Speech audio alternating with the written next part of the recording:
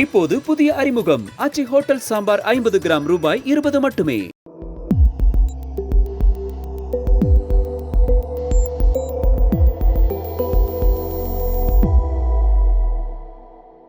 தமிழ் தடம் நேயர்களுக்கு வணக்கம். நம்மோடு உரையாட ஊடகவியலாளர் திரு கேப்ரியல் இணைந்திருக்காங்க. வாங்க பேசலாம். அதற்கு முன்பாக சப்ஸ்கிரைப் பண்ணாம சேனலை பார்த்துட்டு இருந்தீங்க அப்படின்னா சப்ஸ்கிரைப் பண்ணிடுங்க. தொடர்ந்து தமிழ் தடம் சேனலுக்கு உங்களுடைய ஆதரவை கொடுங்க. வாங்க வீடியோக்குள்ள போகலாம். வணக்கம். வணக்கம். நேற்று பரபரப்பாக ஒரு நியூஸ், டிவிகேவை அடித்து கொண்டு அதை யூஸ் பண்ணிட்டு இருந்தாங்க. என்னன்னா, டைவர்ஸ் கேட்டு சங்கீதா விஜய் அவங்களுடைய மனைவி செங்கல்பட்டு நீதிமன்றத்தில் ஒரு வழக்கு ஒன்று போட்டிருக்காங்க. விரைவில் அந்த வழக்கு விசாரணைக்கு வருது. ஸோ இதை எடுத்து விஜய் அவர்களை டார்கெட் பண்ணி கார்னர் பண்ணி நிறைய போஸ்ட்டுகள் சமூக வலைதளங்களில் போட்டுக்கிட்டு இருந்தாங்க. ஸோ எப்படி பார்க்குறீங்க இந்த விவகாரம்? இது ரொம்ப தவறான விஷயம். இப்ப விஜய் அவர்களை நீங்க அட்டாக் பண்ணலாம். அவர் ஒன்றும் கடவுள் கிடையாது, புனிதர் கிடையாது, அரசியலுக்கு வந்திருக்கார். ஸோ அரசியல்ல இருக்காருன்னா அவரை விமர்சிச்சு பேசுறதுக்கான எல்லா உரிமையும் தமிழ் மக்கள் எல்லாருக்கும் இருக்கு, யூடியூபர்ஸுக்கும் இருக்கு, ஊடகங்களுக்கும் இருக்கு. ஆனா இப்ப ஒருத்தர் அட்டாக் பண்ணணும்னு இறங்கியாச்சுன்னா கையில கிடைக்கிற எந்த ஆயுதத்தை எடுத்தும் நாங்க அட்டாக் பண்ணுவோம். டீசன்சி இந்த விஷயத்த பத்தி எல்லாம் கவலையே பட மாட்டோம். எல்லா எல்லைகளையும் மீறும் அப்படின்ற இடத்துக்கு போறது இருக்குல்ல, அது ரொம்ப தவறு. இப்ப விஜய் அவர்கள் அவருக்கு ஒரு பர்சனல் சைடும் இருக்கு, அதே மாதிரி ஒரு பொலிட்டிக்கல் சைடும் இருக்கு, ஒரு சொசைட்டி சார்ந்த ஒரு சைடும் இருக்கு. பர்சனல் ஏரியாவை நம்ம டச் பண்ணக்கூடாது. அந்த புரிதல், அந்த பேசிக்கான ஒரு புரிதல் நமக்கு வேணும். ஏன்னா இப்ப விஜய் அவர்களோட பர்சனல் இஷ்யூ நீங்க எடுக்கிறீங்கன்னா விஜய் மட்டும் இன்வால்வ் ஆகல, அவரோட ஒய்ஃப் இன்வால்வ் ஆகிறாங்க, அவரோட குழந்தைகள் இன்வால்வ் ஆகிறாங்க. ஸோ ஒரு விஷயத்த நம்ம செய்யறோம்னா குறைந்தபட்சமான அந்த புரிதல் நமக்கு வேணும். அது எதுவும் இல்லாம நாங்க தாவேக்காவை எதிர்க்கிறோம், விஜய் எதிர்க்கிறோம் அப்படின்றதுக்காக அவரோட பர்சனல் இஷ்யூலாம் எடுத்து பேசக்கூடாது. இப்ப நம்மளை விட யாரும் பெருசா விஜய் அட்டாக் பண்ணிருக்க முடியாது. ஆனா நம்ம பொலிட்டிக்கலா அட்டாக் பண்றோம். இப்ப விஜய் அவர்கள் சினிமால இருந்தா நம்ம விஜய் பத்தி பேசவே மாட்டோம். பட் நம்ம விஜயை ஏன் பேசுறோம்? விஜய் அரசியலுக்கு வந்துட்டார். விஜயோட அரசியல் ரொம்ப பேசிக்கான, ரொம்ப மோசமான அரசியலா இருக்கு. அதனால விஜய் அவர்களை நம்ம விமர்சிக்கிறோம். தனிப்பட்ட முறையில கிடையாது, அரசியல் ரீதியா. இப்ப நமக்கே இது பார்த்தா ரொம்ப ஆக்வர்டா இருக்கு. இருக்கக்கூடிய ஆட்கள் பார்த்தோம்னா ஏகப்பட்ட பேர் விஜய் அவர்களோட மனைவி சங்கீதா அவர்கள் ஒரு பெட்டிஷன் ஃபைல் பண்ணியிருக்காங்க டிவோர்ஸுக்கு. அதை எடுத்து டீகோட் பண்ணிக்கிட்டு இருக்காங்க. அதுல இப்படி சொல்லியிருக்காங்க, இதுக்கு அர்த்தம் அதுவா இருக்குமா, அப்படி இப்படின்னு. அப்புறம் பேசிட்டு இருக்க இவங்களுக்கே தெரியுது நம்ம கொஞ்சம் அநாகரிகமா பேசுறோம். உடனே என்ன சொல்றாங்க, இது பர்சனல் இஷ்யூ தான், இதை நாங்க பேசியிருக்க மாட்டோம், பட் அங்க அபியூஸ் நடந்திருக்கிற மாதிரி தெரியுது, ஒரு பெண் பாதிக்கப்பட்டிருக்க மாதிரி தெரியுது, அதனால நாங்க இதை டிஸ்கஸ் பண்றோம். அதுக்கு ஒரு சாக்கு போக்கு வேற. அதை பத்தி பேச வேண்டிய தேவை உங்களுக்கு என்ன வந்தது? அவர் அட்டாக் பண்ணணும்னு நினைக்கிறீங்கன்னா 1000 விஷயங்கள் இருக்கு. அவர் அரசியல் ரீதியா ஏகப்பட்ட இடத்துல தவறுகள் பண்றாரு, அதை வச்சு அட்டாக் பண்ணலாம். அப்புறம் நீங்க நிஜமாவே பெண்களுக்காக நிக்கணும்னு நினைக்கிறீங்கன்னா தமிழ்நாட்டுல 1000 பிரச்சனைகள் இருக்கு, பெண்களுக்கு இங்க சேஃப்டி இருக்கா? அப்ப நிஜமாவே பெண்கள் மேல உங்களுக்கு அக்கறை இருக்குன்னா நீங்க அங்கெல்லாம் ஃபர்ஸ்ட் பேசணும். 5 வருஷமா வாயை திறக்கல, எல்லாம் மூடிட்டுல இருக்கீங்க. இப்ப இங்கதான் இவங்க பெண்களுக்காக நிக்கிறது, பெண்களுக்காக பேசுறதெல்லாம் இந்த இடத்துலதான் இவங்க பண்ணுவாங்க. ஸோ அதனால இவங்களோட அப்ரோச் பார்க்கும்போது சில நேரங்கள்ல ரொம்ப அருவருப்பா இருக்கு. இவங்களை நம்மள அட்டாக் பண்ணாலும் பர்சனலா தான் அட்டாக் பண்றது. பெரிய நம்ம சொல்லக்கூடிய கருத்துக்களுக்கெல்லாம் விமர்சனம் வராது, நம்மள கருத்தியல் ரீதியை எதிர்கொள்ள மாட்டாங்க. அதே மாதிரி ஒரு அரசியல்வாதியை அட்டாக் பண்ணும் போதும் பர்சனல் லெவல்ல தான் அட்டாக் பண்றது. இப்ப நீங்க பார்த்தீங்கன்னா விஜயை எதிர்த்து பேசக்கூடிய அரசியல்வாதிகளும் அரசியல் கட்சிகளும் பெருசா இந்த மாதிரி அவரை இதெல்லாம் எடுத்து அட்டாக் பண்ணல. ஸோ அவங்க ஓரளவுக்கு டீசன்சி மெயின்டைன் பண்றாங்க. அவங்களுக்கு தெரியுது இதெல்லாம் நம்ம டச் பண்ணக்கூடாதுன்னு அவங்களுக்கு தெரியுது. ஆனா இங்க இருக்கக்கூடிய ஹைனாஸ் இருக்காங்க பாருங்க, பொலிட்டிக்கல் பார்ட்டிஸுக்கு வேலை செய்யக்கூடியவர்கள் இருக்காங்க பாருங்க, அவங்க தான் இறங்கி அட்டாக் பண்றது. அவங்களுக்கும் இந்த விஷயம் புரியணும். ஒருத்தரோட பர்சனல் ஸ்பேஸ்க்குள்ள போகக்கூடாது. உங்களுக்கு டார்கெட் விஜயா இருக்கலாம், ஆனா நீங்க அவரோட பர்சனல் ஸ்பேஸ்க்குள்ள போகக்கூடாது. பர்சனல் ஸ்பேஸ்க்குள்ள போகாம நீங்க அரசியல் ரீதியா டீல் பண்ணுங்க. சீமானுக்கும் இதே விஷயம் தான் பண்ணாங்க. சீமானுக்கும் பார்த்தோம்னா அவரோட பர்சனல் இஷ்யூஸ்லாம் எடுத்து பயங்கரமா அசிங்கமா பேசி, இப்போ ஒண்ணு கிளியரா புரிஞ்சுக்கோங்க, ஒருத்தரோட பர்சனல் ஸ்பேஸை எடுத்து நீங்க பொலிட்டிக்கலா ஒருத்தரை டிஃபீட் பண்ணவே முடியாது. அப்படி நீங்க ஒருத்தரோட பர்சனல் இஷ்யூ எடுத்து பேசி ஒருத்தரை பொலிட்டிக்கலா வீழ்த்திடலாம்னா பெரியாரை வீழ்த்தி இருக்கணுமே, கருணாநிதி அவர்களை வீழ்த்தி இருக்கணுமே, எம்ஜிஆர் அவர்களை வீழ்த்தி இருக்கணுமே. அவங்களை யாருமே வீழ்த்த முடியல. அது காரணம் என்னன்னா, ஒருத்தரோட அரசியல் கரெக்டா இருந்ததுன்னா நீங்க என்னதான் அவதூறுகளை அள்ளி வீசினாலும் அவர் மீண்டு வந்துருவார். ஏன்னா அவரோட அரசியலோட தேவை சொசைட்டிக்கு இருக்கும். இன்னைக்கு வரைக்கும் எம்ஜிஆர், கருணாநிதி, ஜெயலலிதா இவங்க எல்லாருமே முக்கியமான லீடர்ஸா தான் இருக்காங்க. அவங்க உயிரோடு இருக்கும் போதும் அவங்கள வீழ்த்தலாம் முடியல. இந்த மாதிரி அவதூறுகள்லாம் பேசி அவங்களோட பர்சனல் இஷ்யூஸ்லாம் டச் பண்ணி அவங்கள வீழ்த்த முடியல. ஸோ அதனால தயவு செய்து நீங்க நிஜமாவே விஜயை டார்கெட் பண்ணணும்னு நினைத்தாலும் இது தேவையில்லை. பொலிட்டிக்கலா நீங்க இந்த மாதிரியான பர்சனல் விஷயங்களை பேசி எடுத்தாலும் ஒருத்தனை வீழ்த்தவே முடியாது. விஜய் அவர்கள் அப்கோர்ஸ் பொலிட்டிக்கலா வீழதான் போறார். அது காரணம் அவரோட அரசியல் ஓட்ட அரசியல். அதனால இதெல்லாம் தேவையே கிடையாது. அரசியலை ரொம்ப ஒரு சாக்கடை மாதிரி ஆக்கிட்டு இருக்காங்க. இது நல்லது கிடையாது. போதும். அடுத்ததாக வந்து காங்கிரஸ் திமுக கூட்டணி பேச்சுவார்த்தை வந்து தொடங்கிடுச்சு. காங்கிரஸினுடைய குழு வந்து இன்னைக்கு அறிவாலயத்தில் முதற்கட்ட பேச்சுவார்த்தையை முடிச்சுட்டு வெளியே வந்திருக்காங்க. நல்லபடியாக பேச்சுவார்த்தை ஓரளவுக்கு முடிஞ்சிருக்கு. அடுத்த கட்ட பேச்சுவார்த்தை இந்த கையெழுத்துலாம் போடும்போது நாங்கள் விவரமாக எத்தனை தொகுதி எப்படி பேசியிருக்கோம் அப்படின்றதெல்லாம் விவரமாக சொல்கிறோம் அப்படின்றத சொல்லியிருக்காங்க. நாங்கள் வந்து இப்போ செல்வபிரந்தகை சொல்கிறார், நாங்கள் வந்து திமுகவோடு மட்டும்தான் பேச்சுவார்த்தை வந்து நடத்துறோம், நீங்க பொய்யான தகவல்கள்லாம் பரப்பாதீங்க, ஜோடங்கர் அவர்கள் வந்து டிவிக்கே ஓடும் பேச்சுவார்த்தை நடத்துறாரு அப்படின்ற மாதிரி செய்தியெல்லாம் போடாதீங்க, நாங்க டிஃபர்மேஷன் போட்டுருவோம். அப்புறம் நாங்க வந்து டைரக்டா திமுகவோடு தான் பேச்சுவார்த்தை நடத்திக்கிட்டு இருக்கோம். அவங்க என்ன சொல்றாங்களோ நாங்க என்ன சொல்றோமோ அது தகுந்தபடி ஓரளவுக்கு ஒரு முடிவுக்கு வந்து நாங்க கையெழுத்து போடுறோம் அப்படின்ற மாதிரி அவர் பேசியிருக்காரு. ஸோ எப்படி பாக்குறீங்க இந்த பேச்சுவார்த்தை? ஆமா, திமுகவுக்கும் காங்கிரஸுக்கும் இடையே எந்த ஒரு மோதலும் கிடையாது, எந்த பிரச்சனையும் கிடையாது. எல்லாத்துக்கும் காரணம் நம்ம தான், மீடியா தான் காரணம். நம்ம தான் எல்லாமே தவறா பேசிட்டு இருக்கோம். திமுகவுக்கும் காங்கிரஸுக்கும் எந்த பிரச்சனையுமே கிடையாது. மாணிக்கம் தாக்கூர் எதுவும் பேசல, மரியாதை குறைவு, செல்ஃப் ரெஸ்பெக்ட், இந்த விஷயங்கள்லாம் பத்தி எதுவுமே பேசல. நம்ம தான் இதெல்லாம் பேசிட்டு இருக்கோம். செல்வபிரந்தை அவர்கள் பேசுறத பார்க்கும்போது ரொம்ப சுமூகமான ஒரு ரிலேஷன்ஷிப் இருக்கு. தேவையில்லாம மீடியா தான் தவறான நியூஸ் எல்லாம் போட்டு இதை ஊதிப்பு இருக்கிறாங்க அப்படின்ற மாதிரி பேசுறார். பட் எனிவே, இப்ப டேபிள்ல உட்கார்ந்தாச்சு, பேச்சுவார்த்தைகள்லாம் நடக்க ஆரம்பிக்குது. பேச்சுவார்த்தைகள் நடக்குது, ஓகே. இப்ப என்ன விஷயம்னா, திமுகனால எவ்வளவு கொடுக்க முடியும்னு நமக்கு தெரியல. ஏன்னா திமுக கிட்ட பெருசா சீட்ஸ் இல்லை. ஸோ அதனால திமுகனால பெருசா ஆஃபர் பண்ண முடியுமானும் நமக்கு தெரியல. ரெண்டாவது, திமுக அவங்களோட கரங்களையும் கொஞ்சம் பலப்படுத்திக்கிட்டாங்க, ஒரு ஸ்ட்ராங்கான ஒரு அலைன்ஸா மாறிட்டாங்க. ஸோ காங்கிரஸ் பார்ட்டி பிரச்சனையை கிரியேட் பண்றாங்க, நிறைய கான்ட்ரவர்ஷியலான விஷயங்கள் எல்லாம் மாணிக்கம் தாக்கூர்லாம் பேசுறாரு. இன்னைக்கு பேச்சுவார்த்தையில போய் உட்கார்றாங்க. இந்த ரெண்டு சம்பவம் நடந்து முடிஞ்சதுக்கு அப்புறம் இந்த இடப்பட்ட காலம் இருக்கு பாருங்க, அந்த இடப்பட்ட காலத்துல திமுக இன்னும் கொஞ்சம் கூட அவங்க அலைன்ஸை ஸ்ட்ராங் பண்ணிட்டாங்க. ஒன்னு டிஎம்டிகே உள்ள கொண்டு வராங்க, இன்னொன்னு 3 டைம்ஸ் சிஎம் கட்சிக்குள்ள கொண்டு வந்துட்டாங்க. ஸோ ஒரு அலைன்ஸாவும் ஒரு பார்ட்டியாவும் நாங்க ஸ்ட்ராங் ஆயிட்டோம் அப்படின்ற ஒரு தோற்றத்தையும் அவங்க ஏற்படுத்துறாங்க. ஸோ நேச்சுரலா நீங்க ஸ்ட்ராங் ஆயிட்டீங்கன்னா நெகோசியேஷன் டேபிள்ல உட்காரும் போது நீங்க கொஞ்சம் டாமினண்டாவும் இருப்பீங்க. எஸ்பெஷலி டிஎம்டிகேவை கொண்டு வந்தது திமுகவுக்கு கண்டிப்பா ஒரு எட்ஜை கொடுக்கும். ஏன்னா அவங்க சொல்ல விரும்புற விஷயம் என்னன்னா, நாங்க தேமுதிகவையும் உள்ள கொண்டு வந்தாச்சு, எங்க கிட்ட இன்னும் கம்மியான ஸ்பேஸ் தான் இருக்கு. தேமுதிக இல்லாம இருந்தா கூட ஸ்பேஸ் கொஞ்சம் அதிகமா இருக்கும். இப்ப எங்க கிட்ட இன்னும் கம்மியா தான் ஸ்பேஸ் இருக்கு. ஸோ எங்களால உங்களுக்கு பெருசா எதுவும் செய்ய முடியாது, பெருசா எதுவும் தர முடியாது. இந்த யதார்த்தத்தை புரிஞ்சுதான் நீங்க எங்களோட பேச்சுவார்த்தைக்கு வரணும் அப்படின்ற இடத்துக்கு இந்த டிஸ்கஷனை கொண்டு போயிட்டாங்க. சோடங்கர் அவர்கள் வந்து நடத்துறாரு பேச்சுவார்த்தை. ஸோ அதனால என்ன பெருசா நெகோசியேட் பண்ணி வாங்க முடியும்னு தெரியல. ஆனா இதுல ஒரு விஷயம் என்னன்னா, ஒரு ஃபேஸ் சேவர் காங்கிரஸுக்கு வேணும்.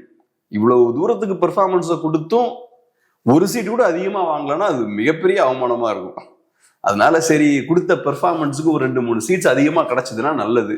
ராஜ்யசபா சீட்டு தரேன்னு ஸ்டாலின் சொல்லியிருக்காராம். அப்படியா? ஆமா, சொல்லியிருக்காரு. அதான் செல்வபிரந்தை சொல்றாரு, ராஜ்யசபா சீட் தரேன்னு ஏற்கனவே சொன்னார் எங்களுக்கு. இப்ப செல்வபிரந்தை அவர்கள் இவ்வளவு கோபம் வருது இல்ல, நம்ம அபிஷியலா வராத நியூஸை மீடியால போடுறாங்கன்னா எவ்வளவு கோபம் வருது. அப்ப இதுவும் நம்ம நியூஸ் அபிஷியலா வரட்டும். யார் வாயிலிருந்து அந்த விஷயம் வந்தா அது கன்ஃபார்ம்டான நியூஸா மாறும்? திமுகவோட வாயிலிருந்து அந்த நியூஸ் வரணும். ஸோ அதனால அவங்கதான், ஆமா, அவங்க கொடுக்கட்டும். செல்வபிரந்தையும் அப்ப பேசட்டும். அப்பதான் அது ப்ராப்பரான கன்ஃபார்ம் நியூஸா இருக்கும். அப்புறம் நாளைக்கு நாங்க எதையாவது போடுவோம், ரூமர்ஸை ஸ்ப்ரெட் பண்ணாதீங்க, அப்புறம் அவரு திட்டுவார் நம்மள. யாரு? திமுக சைட்ல திட்டுவாங்க. நாங்க சொன்னாதாங்க அது, நீங்க பாட்டு பிடிச்சதெல்லாம் போட்டு இருக்காதீங்கம்பாங்க. அதனால நம்ம இப்ப அதை சீரியஸா எடுத்துக்க வேண்டாம். அவங்க அதை சொல்லட்டும், கொடுக்குறாங்களா இல்லையான்றதை நம்ம அப்போ முடிவு பண்ணிக்கலாம். But anyway, end of the day இவ்வளவு தூரத்துக்கு பெர்ஃபார்மன்ஸ் கொடுத்தாச்சு. எல்லா கட்சியும் ஓரளவுக்கு காம்ப்ரமைஸ் ஆயிட்டாங்க. காங்கிரஸ் மட்டும்தான் காம்ப்ரமைஸ் ஆகாம இருக்காங்க. டிஎம்டிகே கூட வழிக்கு வந்துட்டாங்க. பொதுவாக அவங்க தான் நிறைய பிரச்சனை கொடுப்பாங்க. இப்ப அவங்க கூட வழிக்கு வந்துட்டாங்க. காங்கிரஸ் இழுத்து பிடிச்சிட்டு இருக்காங்க. இவ்வளவு தூரத்துக்கு இழுத்து பிடிச்சதுக்கு ஏதாவது ஒரு பெனிஃபிட் அவங்களுக்கு கிடைக்கணும். அப்படி எதுவுமே கிடைக்காம அதே 25 சீட்டுக்கு அவங்க காம்ப்ரமைஸ் ஆனாங்கன்னா அது காங்கிரஸ் பார்ட்டிக்கு மிகப்பெரிய அவமானம். ஸோ அதனால போட்ட சண்டைக்கு ஏற்ற மாதிரி கொஞ்சமாவது ஏதாவது திமுக கிட்ட இருந்து அவங்க நெகோசியேட் பண்ணி வாங்குறாங்கன்னா அது கொஞ்சம் ரெஸ்பெக்டபிளா இருக்கும். ஒரு ஃபேஸ் சேவர் அவசியம். பார்ப்போம் அது கிடைக்குதான்னு பார்ப்போம். ஆனா இப்போ பார்க்கும்பொழுது இந்த கூட்டணி உடையிற மாதிரி தெரியல. கன்ஃபார்ம் எனக்கு என்னமோ உடையும்னு தோணலங்க. அது கன்ஃபார்ம் தான். இப்போ நீங்க பாருங்க, இப்போ அளவுக்கு மீறி ஏகப்பட்ட பேரை கட்சிக்குள்ள சேர்த்துட்டு இருக்காங்க. ஓபிஎஸ் அவர்களை உள்ள கொண்டு வந்தாச்சு, தேமுதிகவை உள்ள கொண்டு வந்தாச்சு, ராமதாஸ் அவர்களோடையும் பேச்சுவார்த்தைலாம் நடந்துட்டு இருக்குன்றாங்க. ஸோ இதெல்லாம் பார்க்கும்போது அவங்க எந்த ஒரு ஆப்ஷனையும் ஃப்ரீயா விட்டுறக்கூடாது. நம்ம ஃபுல் ப்ரூஃபான ஒரு அலையன்ஸை நம்ம உருவாக்கணும். இந்த கட்சிகள்லாம் வர வர, தலைவர்கள்லாம் உள்ள வர வர அலைன்ஸ் ஸ்ட்ராங் ஆகக்கூடிய அந்த விஷயமும் நடக்குது. திமுகவும் ஸ்ட்ராங் ஆகுது. கண்டிப்பா இப்ப அது திமுகவோட கரங்களையும் டெஃபினட்டா பலப்படுத்தும். ஸோ அப்ப நேச்சுரலா திமுக அந்த ஒரு இமேஜை கிரியேட் பண்ணும்போது அலைன்ஸ் உடையறதுக்கான வாய்ப்பே இல்லைல்ல. நம்ம கண்டிப்பா ஜெயிப்போம் அப்படின்ற ஒரு ஒரு ஒரு தோற்றத்தை அவங்க ஏற்படுத்துறாங்கல்ல. உள்ளதுலயே ஸ்ட்ராங்கான அலைன்ஸ் எங்க கிட்ட தான் இருக்கு. ஸோ அப்ப நீங்க எங்க அலைன்ஸ்ல இருக்கணும்னா நீங்க கொடுத்து வச்சிருக்கணும். அப்படிப்பட்ட ஒரு சூழலை அவங்க ஏற்படுத்திட்டு இருக்காங்க. ஒரு சீட்டு நீங்க வாங்கினாலும் அது வின்னிங் சீட். அதுதான் திமுகவோட செல்லிங் பாயிண்டா இருக்கும்.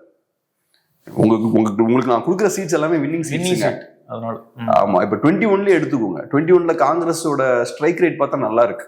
பிஜேபியோட ஸ்ட்ரைக் ரேட் ரொம்ப மோசமா இருக்கு. 20ல 4 சீட்டும் 5 சீட்டும் ஜெயிக்கிறாங்க. 4 சீட் தான் நினைக்கிறேன். 4 சீட். காங்கிரஸ் 25ல 18 சீட் ஜெயிக்கிறாங்க. காங்கிரஸோட ஸ்ட்ரைக் ரேட் பயங்கரமா இருக்கு. பிஜேபியோட ஸ்ட்ரைக் ரேட் வீக்கா இருக்கு. ஆக்சுவலா தமிழ்நாட்டுல காங்கிரஸை விட பிஜேபி ஸ்ட்ராங்கான பார்ட்டி.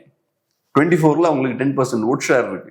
அப்புறம் தனியா இருந்தும் ஒரு அலைன்ஸ் அவங்களால உருவாக்க முடியுது. அது பாஜகவோட ஸ்ட்ரென்த்தை காட்டுது. மேபி அவங்களுக்கு சென்டர்லயும் பவர் இருக்கு, அதெல்லாம் இருக்கலாம். ஆனா தமிழ்நாட்டுல பாஜகவுக்கு காங்கிரஸை விட ஸ்ட்ரென்த் இருக்கு. ஆனா காங்கிரஸை விட ஸ்ட்ரைக் ரேட் கம்மியா இருக்கு. அது காரணம் என்ன? அது காரணம் நம்ம சொன்ன இந்த லாஜிக் தான். கொடுக்குற சீட்ஸ் எல்லாம் வின்னிங் சீட்ஸுங்க அப்படின்ற அந்த லாஜிக் தான். ஸோ அப்படி இருக்கும்போது இந்த அலைன்ஸ் எப்படி உடையும்? ரெண்டாவது, அலைன்ஸை உடைக்கிறதால காங்கிரஸுக்கு ஒரு பிரயோஜனம் கிடையாது. நம்மள மாதிரி அவங்க யோசிக்க மாட்டாங்க. திமுகவுக்கு ஒரு பாடம் கற்றுக் கொடுக்கணும், திமுகவை பழி வாங்கணும் அப்படின்லாம் சும்மா சொல்லுவாங்க. நம்ம டிவியில் உட்காந்து பேசும்போது இந்த மாதிரிலாம் பேசலாம். ஆனால் அப்படிலாம் பண்ண மாட்டாங்க. ஸோ அதனால இந்த ஸ்டண்டெல்லாம் காட்டினாலும் கடைசியில் அவங்க காம்ப்ரமைஸ் ஆயிடுவாங்கன்னு தான் நினைக்கிறேன். ஆனால் திமுகவை வீழ்த்துற ஸ்ட்ரென்த் டெஃபினட்டா காங்கிரஸுக்கு இருக்கு. காங்கிரஸ் மட்டும் இந்த அலைன்ஸ் விட்டு வெளியே போனாங்கன்னா திமுக ஜெயிக்க முடியாது. எவ்வளோ பேர் வந்தாலும் தான் ஜெயிக்க முடியாது. ஏன்னா அவங்களோட கோர் அரசியல் அடிபட்டு போகுது இல்ல. பட் இருந்தாலும் அந்த எக்ஸ்ட்ரீமுக்கு போக மாட்டாங்க காங்கிரஸ் பார்ட்டி. ஏன்னா அந்த எக்ஸ்ட்ரீமுக்கு போறதால காங்கிரஸ் பார்ட்டிக்கு ஒரு பிரயோஜனமும் கிடையாது. காங்கிரஸ் பார்ட்டியோட கோர் சப்போர்ட்டர்ஸ் கொஞ்சம் பேர் கூட அதிருப்தி ஆயிடுவாங்க. இவங்க தேவையில்லாம இந்த விஷயத்த பண்றாங்க, இவ்வளவு தூரத்துக்கு பிரச்சனை பண்ண வேணான்ற மாதிரி பார்ப்பாங்க. ஆனா காங்கிரஸ் பார்ட்டிக்கு மற்ற எந்த அலைன்ஸ் பார்ட்டிஸுக்கும் இல்லாத ஒரு ஸ்ட்ரென்த் இருக்கு இந்த எலெக்ஷன்ல. திமுக கிட்ட ஒரு ஸ்ட்ராங்கான லெவரேஜ் இருக்கு. ஆனா அதை யூஸ் பண்றது ரொம்ப வாய்ப்புகள் கம்மி. இப்ப செல்வப்பிரந்தை அவர்கள் பேசுறதெல்லாம் பார்க்கும்போது நம்ம அந்த இடத்துக்குலாம் போக வேண்டிய அவசியமே இல்லை. ஏன்னா அவரு ரொம்ப பாலிஷா ஸ்டாலின் அவர்களை எந்த வகையிலும் கோவப்படுத்திடக்கூடாது, அவரை சந்தோஷப்படுத்தணுன்ற இடத்துல இருந்து பேசுறாரு. அதனால நம்ம இதை பத்திலாம் பேசுறதுல ஒரு பிரயோஜனமும் கிடையாது. அந்த இடத்துக்குலாம் போக மாட்டாங்க. ஓகே, மேல் மட்டத்துல பெரிய கூட்டணி மாதிரி தெரியுது. நிறைய தலைவர்கள் வராங்க, நிறைய எம்எல்ஏ வந்து சேர்றாங்க. வைத்திலிங்கம் வந்தாரு, மனோஜ் பாண்டியன் வந்தாரு, இப்படி எம்எல்ஏ எல்லாம் வந்து சேர்ந்தாங்க. ஆனா கிரவுண்ட்ல இது எப்படி ஒர்க் ஆக போகுதுன்னு ஒண்ணு இருக்கு இல்லையா? ஏன்னா கட்சிக்காக இவ்வளவு நாளா உழைச்சிருப்பாங்க, போஸ்ட் ஓட்டிருப்பாங்க, கேஸ் வாங்கியிருப்பாங்க, எல்லாம் நடந்திருக்கும். திமுகவால நமக்கு ஏதாவது பெனிஃபிட் கிடைச்சிடும் அப்படின்றதுக்காக கட்சிக்காரங்க உழைச்சிருப்பாங்க கீழே கிரவுண்ட்ல. அவங்களுக்கு போயிட்டு கரெக்டான ஆளுக்கு கரெக்டான சீட்டு சேராம சரி உள்ள வந்துட்டாங்க, அவங்களுக்கு கொடுத்துடணும், அவங்கள வந்து திருப்தி அடைய வச்சிடணும் அப்படின்றதுக்காக ஒரத்தநாட்டுல வந்து திரும்ப வைத்திலிங்கமே நிக்கிறாரு, ஆலங்குளத்துல திரும்ப வந்து மனோஜ் பாண்டியன் நிக்கிறாரு அப்படின்னா அங்க திமுக காரன் ஒர்க் பண்ணிட்டு இருப்பான்ல. ஸோ அவனுக்கு ஒரு அதிருப்தி ஏற்படும்ல. இதை யோசிக்க மாட்டாங்க. கிரவுண்ட்ல இது எப்படி ஒர்க் ஆக போகுது? வரவங்களுக்கே சீட்டு தூக்கி கொடுத்துட்டோம் அப்படின்னா கட்சிக்காரங்களுக்கு என்ன கொடுப்பீங்க அப்படின்ற ஒரு கேள்வி இருக்குல்ல. இப்ப நீங்க சொல்றது கரெக்ட் தான், கண்டிப்பா அது பிரச்சனை தான். ஆனா நான் இன்னொரு எக்ஸாம்பிள் நான் சொல்றேன். நான் 2016-15 கொஞ்சம் கிரவுண்ட்ல வந்து ஒர்க் பண்ணியிருக்கேன். அப்ப நான் ப்ரொடியூசரா டிவியில ஒர்க் பண்ணும்போது கொஞ்சம் கிரவுண்ட்ல நான் போறதுக்கான வாய்ப்பெல்லாம் கிடைச்சிருக்கு. அப்ப நான் பேசும்போது இதே விஷயத்த வேற ஒரு ஆங்கிள் இருந்து அவங்க சொல்லுவாங்க. 1990s அப்புறம் என்ன ஆகுதுன்னா பெரிய பெரிய செல்வந்தர்கள் அரசியல்வாதிகள் ஆகுறாங்க. அதாவது அரசியலையும் பிசினஸையும் கனெக்ட் பண்ண தெரியுதுல்ல சிலவங்களுக்கு. அவங்க வந்து திமுகல பவர்ஃபுல் ஆக ஆரம்பிக்கிறாங்க. ஸோ அப்ப என்ன ஆகுது, நல்ல உழைக்கக்கூடிய திமுகங்க இருப்பாங்கல்ல, ஐடியாலஜி ட்ரிவனா இருப்பாங்க, கொள்கை கோட்பாடுன்னு இருக்கக்கூடிய ஆட்கள் இருப்பாங்க, அவங்க எல்லாம் ஓரங்கட்டப்படுறாங்க. 90ஸ்க்கு அப்புறம் இந்த பவர்ஃபுல்லான பிசினஸ் கம் பொலிட்டிஷியன்ஸா இருப்பாங்கல்ல, அவங்க வந்து பவர்ஃபுல்லாக ஆரம்பிக்கிறாங்க. ஆனா பேர்லாம் சொல்ல வேண்டிய அவசியம் இல்லை, உங்களுக்கே தெரியும். ஸோ அவங்க எல்லாம் மேல வரும்போது இவங்கெல்லாம் ஓரங்கட்டப்படுறாங்க. ஸோ அந்த பீரியட்லயும் பாத்தீங்கன்னா பெரிய ஒரு ஃப்ரிக்ஷன் ஏற்படுது திமுகவுக்குள்ளேயே. பணம் சார்ந்த அந்த பொலிட்டிஷியன்ஸ் பார்த்தோம்னா பணத்தை வச்சு அவங்க பவர்ஃபுல் ஆக ஆரம்பிக்கிறாங்க. நல்ல பேச்சாளர்களா இருப்பாங்க, நல்ல சித்தாந்த தெளிவு உள்ளவர்களா இருப்பாங்க, அவங்களெல்லாம் ஓரங்கட்ட ஆரம்பிக்கிறாங்க. அது ஒரு ஃபர்ஸ்ட் ஃபேஸ். ஏன்னா 90ஸ்ல பார்த்தோம்னா குளோபலைசேஷன்லாம் பெரிய வாய்ப்புகளை ஏற்படுத்தி கொடுக்குது. மக்கள் நிறைய பேர் படிக்க ஆரம்பிக்கிறாங்க, நிறைய பேர் பார்த்தோம்னா நல்ல வேலைகளில் போய் உட்கார ஆரம்பிக்கிறாங்க. ஸோ முன்னாடி மாதிரி நீங்க அரசியல் கூட்டத்தெல்லாம் கூட்ட முடியாது. ஸோ பணத்தை கொடுத்து ஆட்களை இறக்கணுன்ற சூழல்லாம் வருது. ஸோ அப்ப நேச்சுரலா பணபலம் படைத்தவர்களுக்கு தான் அரசியல் பண்ண முடியுன்ற சூழல் ஏற்படுது. இந்த ஐடியாலஜி சார்ந்தவர்கள்லாம் ஓரங்கட்டப்படுறாங்க. இப்ப இது இன்னும் ஒரு எக்ஸ்ட்ரீம் ஸ்டேஜுக்கு போகுது. இப்ப பார்த்தோம்னா அதிமுக கூடிய ஹெவி வெயிட்ஸ் எல்லாம் இங்க வராங்கன்னா அவங்களுக்கு முக்கியத்துவம் கொடுக்கப்படுது. செந்தில் பாலாஜி, சேகர் பாபு அவர்கள், ஏவா வேலு அவர்கள், KKSSR, இவங்களுக்கெல்லாம் அதிக முக்கியத்துவம் கொடுக்கப்படுது. ஸோ நேச்சுரலா நீங்க சொன்ன அந்த அதிருப்தியும் இருக்கு. ஆனா நான் என்னமோ இது பெருசா கட்சிக்குள்ள பெரிய குழப்பத்தை ஏற்படுத்துற மாதிரி தெரியல. நான் சொன்ன இன்னைக்கு பவர் இருக்கு, ஓகே ரைட், இன்னைக்கு வந்து கண்ணுக்கு தெரிஞ்சு வெற்றி தெரியுது, அதனால இன்னைக்கு குழப்பம் வராது. ஆனா இது அப்படியே கன்டினியூ ஆகும், எல்லாரையும் கூட்டு சேர்த்துக்கிறதுல எனக்குமே அந்த நம்பிக்கை தான். நீங்க சொன்னது அதை நான் ஓரளவுக்கு பிராடரா ஏத்துக்கிறேன். ஆனா நான் பிராக்டிகலா இருக்கிறத சொல்றேன். ஏவா வேலு வராரு, KKSSR வராரு, அவங்களாம் வந்து நிறைய ஆண்டுகள் ஆச்சு. செந்தில் பாலாஜி வராரு, சேகர் பாபு வராரு, ராஜா கண்ணப்பன் உள்ள அப்சர்வ் பண்றாங்க. அவர் ADMK பவர்ஃபுல்லான மினிஸ்டர் இருந்தார், அவரு உள்ள அப்சர்வ் பண்றாங்க. 2020 தான் கட்சிக்குள்ளே வரான்னு நினைக்கிறேன். அது அடுத்த ஆண்டு அவருக்கு மினிஸ்டர் பதவி. ஆனா அப்ப அதிகாரம் இருக்கும் போதும் வராங்க, அதிகாரம் இல்லாத போதும் வராங்க, வரும்போது அவங்க டாமினண்டாவும் இருக்காங்க. ஒன்னும் பெருசா டீஸ்டபிளைஸ் ஆகல. ஆனா என்னோட புரிதலும் என்னன்னா, எல்லாத்துக்கும் ஒரு லிமிட் இருக்கு. ஒரு லிமிட்டை கிராஸ் பண்ணி நீங்க போக முடியாது. எல்லாத்துக்கும் ஒரு லிமிட் இருக்கு. எனக்கு என்னவோ சில நேரங்களில் லிமிட்டை கிராஸ் பண்ணி இவங்க போறாங்கன்னு தான் தோணுது. திமுக ஏறக்குறைய ஒரு அதிமுகவாவே மாறிட்டாங்க. இன்னைக்கு அதிமுக கூடிய பெரிய பெரிய ஹெவி வெயிட்ஸ் ஃபுல்லா இங்க வந்தாச்சு. திமுகவோட கேரக்டரும் மாறிடுச்சு. இப்ப ஒரு காலத்துல நம்ம திமுகவை எடுத்துக்கிட்டோம்னா லோக்கல் லெவல் லீடர்ஸ் ரொம்ப பவர்ஃபுல்லா இருப்பாங்க, சென்டரை சார்ந்து இருக்க மாட்டாங்க, சென்ட்ரல் லீடர்ஷிப்பை சார்ந்து இருக்க மாட்டாங்க. கீழே இருக்கவங்களும் பாத்தீங்கன்னா குட்டி குறுநில மன்னர்களா இருப்பாங்க, அவங்களுக்கு பயங்கரமான பவர்ஸ் இருக்கும். ஈஸியாலாம் நீங்க அவங்களை தூக்கிலாம் போட்டுற முடியாது. இன்னைக்கு பார்த்தோம்னா ஸ்டாலின் அவர்களோட கரங்கள் பயங்கரமா ஸ்ட்ராங் ஆயிடுச்சு, சென்ட்ரலைஸ் பண்ணிருக்கு. ஸோ சென்ட்ரலைசேஷன் அங்க நடந்திருக்கு, பவர் வந்து நடுவுல குவிய ஆரம்பிக்குது. ஸோ திமுகவோட கேரக்டரும் பார்த்தோம்னா மாறுது.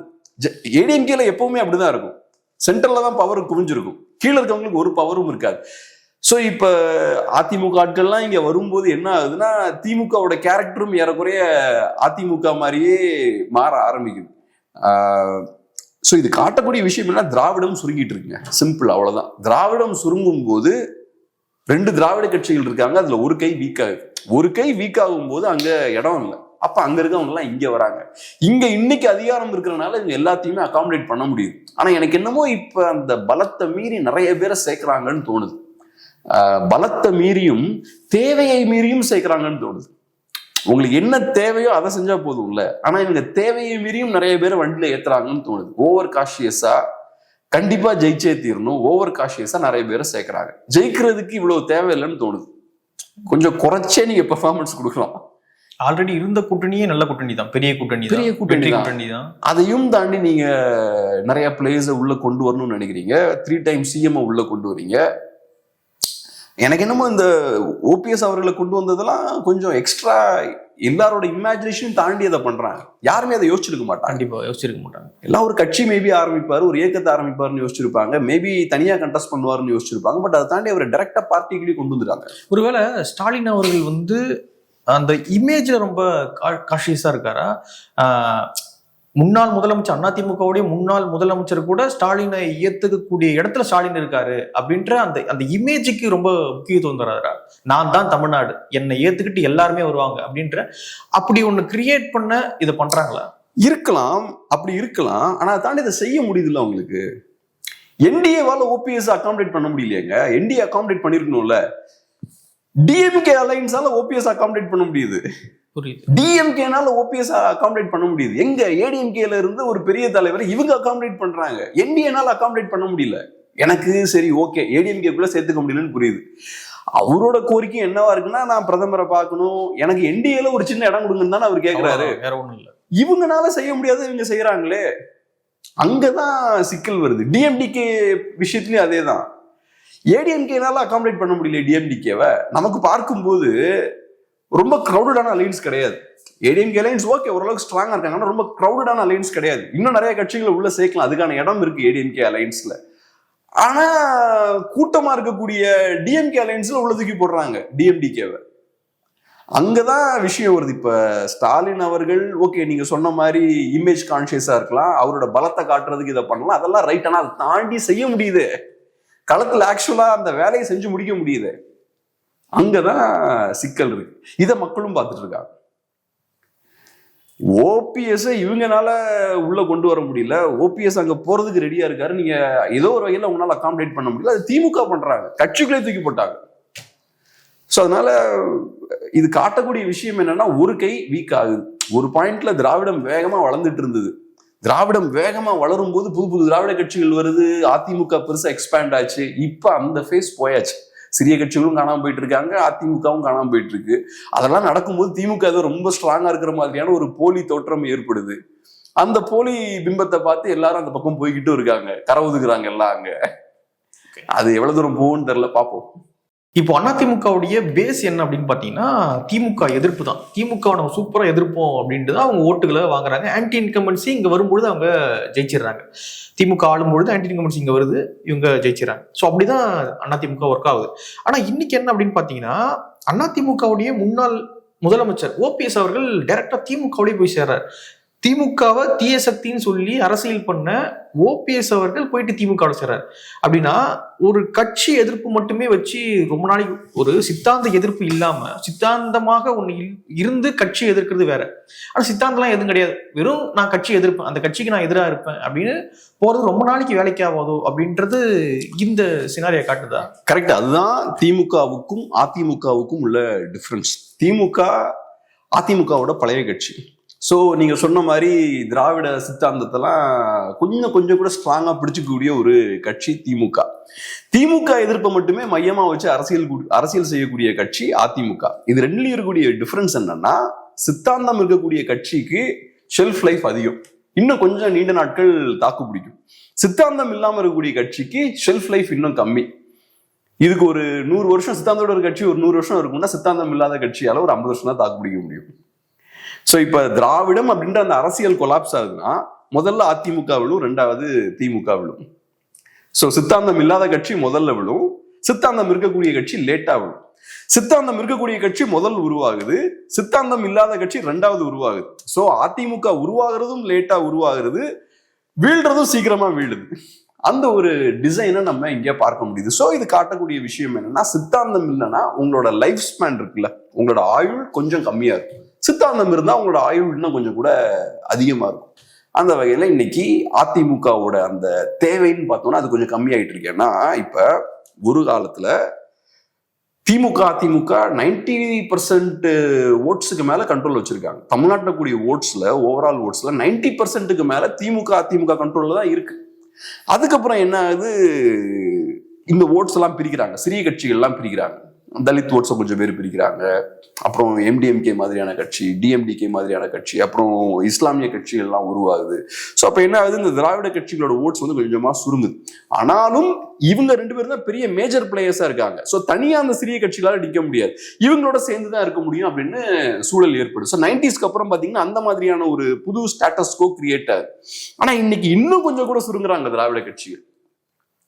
அதுபோக அவங்களுக்கு புதுசா வந்த ஆட்களையும் உள்வாங்க முடியல.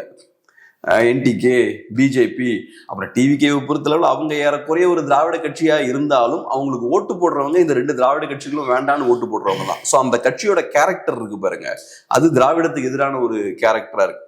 ஸோ அப்ப திராவிடம் சுருங்கிக்கிட்டே வரும்போது திமுக எதிர்ப்புன்ற ஸ்பேஸும் சுருங்கிக்கிட்டே இருக்கு. ஏன்னா திமுக எதிர்ப்புன்ற ஸ்பேஸே திராவிடத்துக்குள்ளதானே வருது. இவங்க ஒரு திராவிட கட்சி, அவங்க ஒரு திராவிட கட்சி. எனக்கு ஐடியாலஜிக்கலா எந்த பிரச்சனையும் கிடையாது திமுகவோட. நான் தமிழ் தேசிய கட்சியோ இந்திய தேசிய கட்சியோ கிடையாது. நான் வெறுமனே திமுக எதிர்ப்பு தான். திமுக திராவிடத்துக்குள்ள எனக்கு திமுக கிட்ட பிரச்சனை. ஆனா திராவிடமே சுருங்கும் போது அப்ப உங்களுக்கு இங்க அந்த வண்டியில இடமே இல்லையே. அப்ப உங்களுக்கு இடம் வந்து குறுகிக்கிட்டே போகுது. இப்ப சித்தாந்தம் உங்களுக்கு இருந்தா நீங்க திமுக மாதிரி கொஞ்சம் டஃப் ஃபைட் கொடுத்துருக்கலாம். உங்களுக்கு சித்தாந்தமும் இல்லை. ஸோ இப்போ உங்க அரசியலை என்டிகே இன்னும் பெட்டரா பண்றாங்க. திமுக எதிர்ப்பை கையில் எடுக்கிறாங்க. அது போக நான் சித்தாந்த ரீதியாகவும் திமுகவை எதிர்ப்பேன் அப்படின்னு சொல்லி தமிழ் தேசியத்தையும் கொண்டு வராங்க. அப்ப திமுகவை எதிர்க்கணும்னு ஒருத்தன் யோசிக்கிறான்னா அதிமுக வெறுமனே மொட்டையான திமுக எதிர்ப்பு. என்டிகே கிட்ட பார்த்தோம்னா திமுக எதிர்ப்பு பிளஸ் ஐடியாலஜிக்கல் பேக்கிங்கும் அதுக்கு இருக்கு. அது இன்னும் மோர் அப்பீலிங்கா இருக்குல்ல. தமிழ் தேசியம், தமிழ் உணர்வு, மொழி பற்று எல்லாத்தையும் இதுக்குள்ள கொண்டு வந்துடலாம். அதெல்லாம் சேர்த்து வச்சு திமுக எதிர்க்கும் போது இன்னும் யங்ஸ்டர்ஸ்க்கு அப்பீலிங்கா இருக்கும். பிஜேபி பார்த்தா இன்னொரு ஆங்கிள் இருந்து வராங்க. பிஜேபியை பொறுத்தளவுல நேஷனல் பாலிடிக்ஸ் ஆங்கிள் இருந்து வராங்க. ஹிந்துத்துவ நேஷனலிசம் அவங்க கொண்டு வராங்க. அவங்களும் திமுக எதிர்ப்போட சேர்த்து வேற வேல்யூ ஆட் பண்றாங்க. அப்ப இந்த கட்சிகள்லாம் வரும்போது உங்களை விட உங்க வேலையை பெட்டரா பண்றாங்க. திமுக எதிர்ப்புன்ற வேலையை பெட்டரா பண்றாங்க. அது போக வேல்யூ அடிஷன் அங்க நடக்குது. ஐடியாலஜி இந்த விஷயங்கள்லாம் உள்ள கொண்டு வராங்க. அப்ப இவங்களோட நீங்க எப்படி போட்டி போட போறீங்க? ஸோ அதனால இது நிக்காது. அதிமுகவுக்கு அந்த சிக்கல் இருக்கு. இப்ப அதிமுகவுக்கு இப்ப டிவி டிபேட்ல எல்லாம் பார்க்கும்போது நமக்கு பார்த்தாலே தெரியுது. ஒரு சைட்ல திமுக ஆதரவாளர்கள் இருக்காங்க, இன்னொரு சைட்ல அதிமுக செய்யற வேலையை செய்யறதுக்கு நிறைய பேர் இருக்காங்க.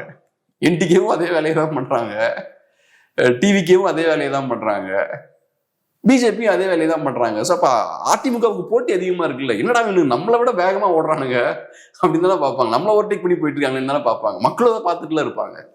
ஸோ அதனால அந்த வெறும் தட்டையான திமுக எதிர்ப்பை மட்டுமே வச்சு அரசியல் பண்ண அந்த காலகட்டம் ஒரு முடிவை நோக்கி போயிட்டு இருக்கு. பார்க்கலாம். நிறைய விஷயங்களை மட்டும் பகிர்ந்துக்கிட்டீங்க. நன்றி. நன்றி.